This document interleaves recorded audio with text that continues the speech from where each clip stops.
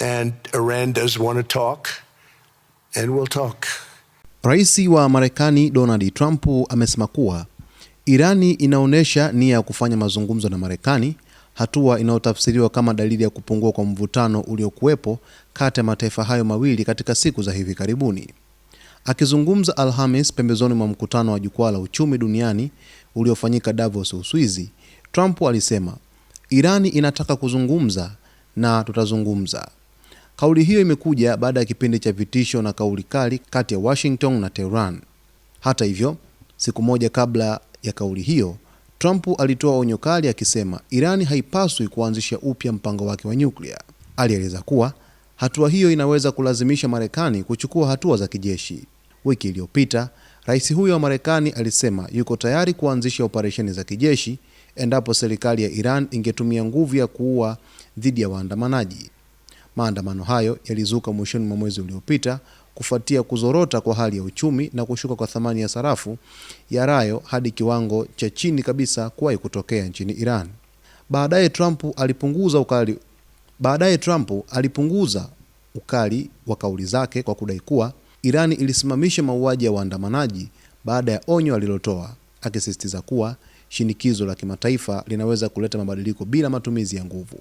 Wachambuzi wa mambo ya kimataifa wanasema mchanganyiko wa vitisho na kauli za kidiplomasia unaonyesha kuwa Marekani bado inaweka mlango wazi wa mazungumzo huku ikisisitiza msimamo wake mkali kuhusu usalama na mpango wa nyuklia wa Iran.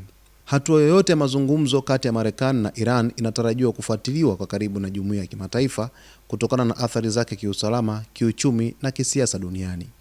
Rais wa Marekani leo hii ameweka bayana kwamba Irani inataka kuzungumza na Marekani kuhusu mvutano wa kidiplomasia ambao unakithiri kwa kiasi kikubwa sana kati ya Marekani pamoja na Irani. Sasa Rais Trump ameweka bayana kwamba Irani inataka kufanya mazungumzo na Marekani kwa siku za hivi karibuni kufuatia mvutano ambao ulikithiri kwa kiasi kikubwa sana uliojawa na vitisho, hofu na wasiwasi mkubwa baina ya mataifa hayo mawili, ambapo Marekani kupitia rais wake Donald Trump imekuwa ikitoa vitisho kwamba inaweza kuanzisha shambulizi lolote kwenda katika taifa hilo, lakini vile vile taifa la Irani limekuwa likijibu kwa kusema kwamba endapo Marekani itaanzisha uchokozi wa aina yoyote katika taifa lake, basi hawatasita kuweza kujibu vikali mashambulizi hayo ambayo yanaweza kuleta madhara makubwa na hatari katika ukanda wote wa Mashariki ya Kati na duniani kwa ujumla. Sasa mtazamaji,